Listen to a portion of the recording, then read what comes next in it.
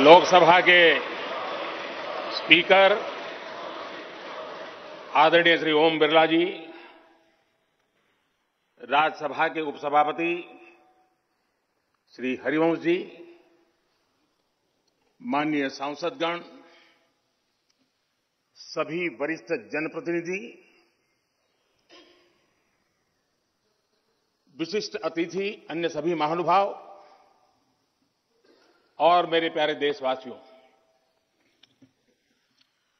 हर देश की विकास यात्रा में कुछ पल ऐसे आते हैं जो हमेशा के लिए अमर हो जाते हैं।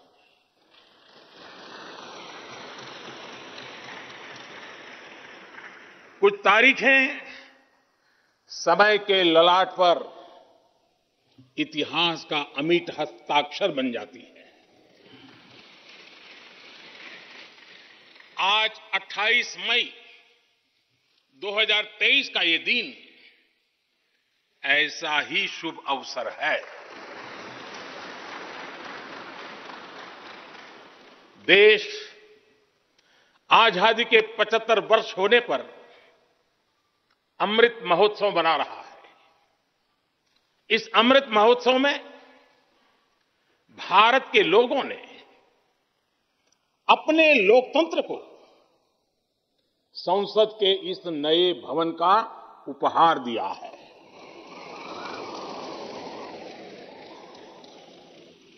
आज सुबह ही संसद भवन परिसर में सर्वपंथ प्रार्थना हुई है।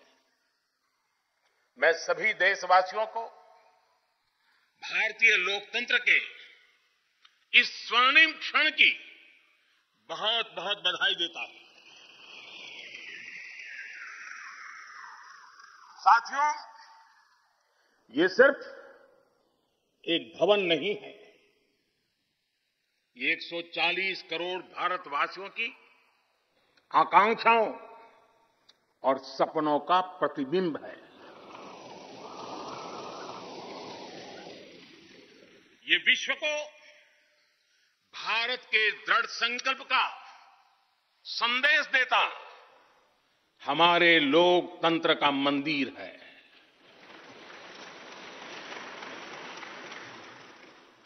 ये नया संसद भवन योजना को यथार्थ से, नीति को निर्माण से, इच्छा शक्ति को क्रिया शक्ति से, संकल्प को सिद्धि से जोड़ने वाली अहम कड़ी साबित होगा। ये नया भवन हमारे स्वतंत्रता सेनानियों के सपनों को साकार करने का माध्यम बनेगा। ये नया भवन आत्मनिर्भर भारत के सूर्योदय का साक्षी बनेगा। ये नया भवन विकसित भारत के संकल्पों की सिद्धि होते हुए देखेगा। ये नया भवन नूतन और पुरातन के सह अस्तित्व का भी आदर्श है। साथियों, नए रास्तों पर चलकर ही नए प्रतिमान गढ़े जाते हैं। आज नया भारत नए लक्ष्य तय कर रहा है, नए रास्ते गढ़ रहा है। नया जोश है, नया उमंग है, नया सफर है, नई सोच है। दिशा नहीं है, दृष्टि नहीं है, संकल्प नया है, विश्वास नया है।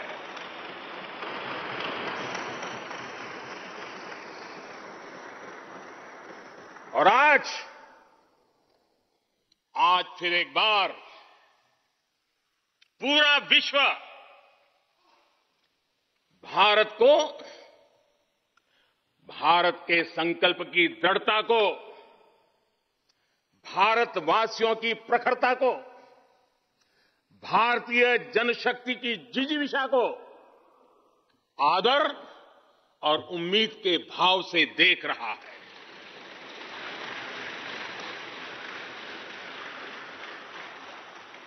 जब भारत आगे बढ़ता है तो विश्व आगे बढ़ता है। संसद का ये नया भवन भारत के विकास से विश्व के विकास का भी आह्वान करेगा।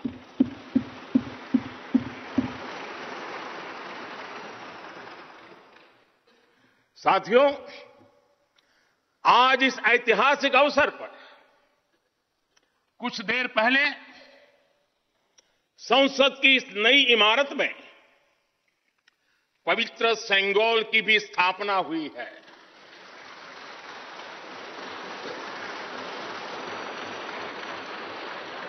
महान चोल साम्राज्य में सेंगोल को कर्तव्य पथ का, सेवा पथ का, राष्ट्र पथ का प्रतीक माना जाता था। राजा जी और आदिनम के संतों के मार्गदर्शन में यही सेंगोल सत्ता के हस्तांतरण का प्रतीक बना था। तमिलनाडु से विशेष तौर पर आए हुए आदिनम के संत आज सुबह संसद भवन में हमें आशीर्वाद देने उपस्थित हुए थे। मैं उन्हें पुनः श्रद्धापूर्वक नमन करता हूं। उनके ही मार्गदर्शन में लोकसभा में ये पवित्र सेंगोल स्थापित हुआ है। पिछले दिनों मीडिया में इसके इतिहास से जुड़ी बहुत सारी जानकारी उजागर हुई है। मैं इसके विस्तार में नहीं जाना चाहता हूं, लेकिन मैं मानता हूं ये हमारा सौभाग्य है कि इस पवित्र सेंगोल को हम उसकी गरिमा लौटा सके हैं, उसकी मान मर्यादा लौटा सके हैं। जब भी इस संसद भवन में कार्रवाई शुरू होगी, ये सेंगोल हम सभी को प्रेरणा देता रहेगा। साथियों, भारत एक लोकतांत्रिक राष्ट्र ही नहीं बल्कि लोकतंत्र की जननी भी है, मदर ऑफ डेमोक्रेसी भी है। भारत आज वैश्विक लोकतंत्र का भी बहुत बड़ा आधार है। लोकतंत्र हमारे लिए सिर्फ एक व्यवस्था नहीं, एक संस्कार है, एक विचार है, एक परंपरा है। हमारे वेद हमें सभाओं और समितियों के लोकतांत्रिक आदर्श सिखाते हैं। महाभारत जैसे ग्रंथों में गणों और गणतंत्रों की व्यवस्था का उल्लेख मिलता है। हमने वैशाली जैसे गणतंत्रों को जीकर दिखाया है। हमने भगवान बसवेश्वर के अनुभव मंटपा को अपना गौरव माना है। तमिलनाडु में मिला 900 ईस्वी का शिलालेख आज भी हर किसी को हैरान कर देता है।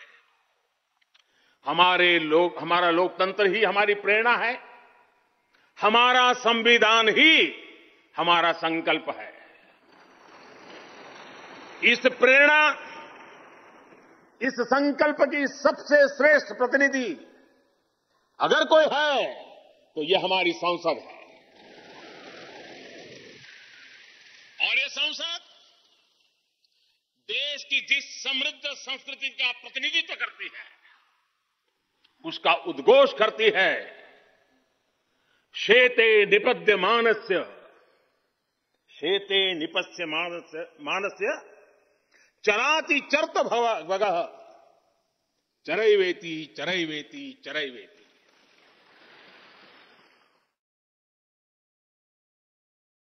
कहने का तात्पर्य, जो रुक जाता है उसका भाग्य भी रुक जाता है, लेकिन जो चलता रहता है उसी का भाग्य आगे बढ़ता है, बुलंदियों को छूता है। और इसलिए चलते रहो, चलते रहो।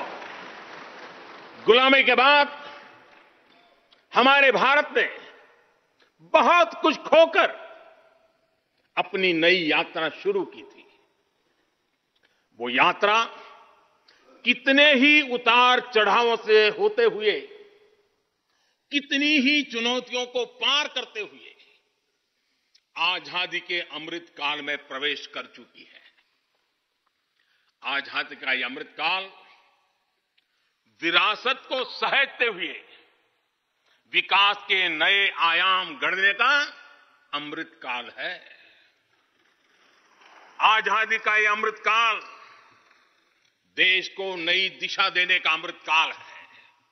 आजादी का यह अमृत काल अनंत सपनों को, असंख्य आकांक्षाओं को पूरा करने का अमृत काल है। इस अमृत काल का आह्वान है, इस अमृत काल का आह्वान है, मुक्त मातृभूमि को, मुक्त मातृभूमि को नवीन प्राण चाहिए, नवीन पर्व के लिए नवीन प्राण चाहिए। मुक्त गीत हो रहा, मुक्त गीत हो रहा नवीन राग चाहिए, नवीन पर्व के लिए नवीन प्राण चाहिए।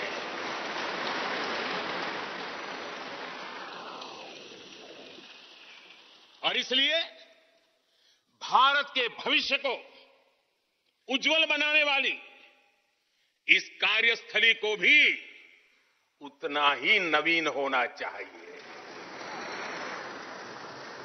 आधुनिक होना चाहिए। साथियों, एक समय था जब भारत दुनिया के सबसे समृद्ध और वैभवशाली राष्ट्रों में गिना जाता था। भारत के नगरों से लेकर महलों तक, भारत के मंदिरों से लेकर मूर्तियों तक, भारत का वास्तु भारत की विशेषज्ञता का उद्घोष करता था। सिंधु सभ्यता के नगर नियोजन से लेकर मौर्यकालीन स्तंभों और स्तूपों तक, चोल शासकों के बनाए भव्य मंदिरों से लेकर जलाशयों और बड़े बांधों तक, भारत का कौशल विश्व भर से आने वाले यात्रियों को हैरान कर देता था। लेकिन सैकड़ों साल की गुलामी ने हमसे हमारा ये गौरव छीन लिया। एक ऐसा भी समय आ गया जब हम दूसरे देशों में हुए निर्माण को देखकर मुग्ध होने लग गए। 21वीं सदी का नया भारत बुलंद हौसले से भरा हुआ भारत अब गुलामी की उस सोच को पीछे छोड़ रहा है।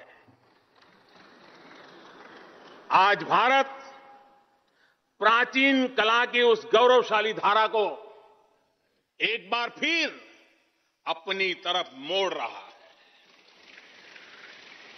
और संसद की ये नई इमारत इस प्रयास का जीवंत प्रतीक बनी है। आज नए संसद भवन को देखकर हर भारतीय गौरव से भरा हुआ है।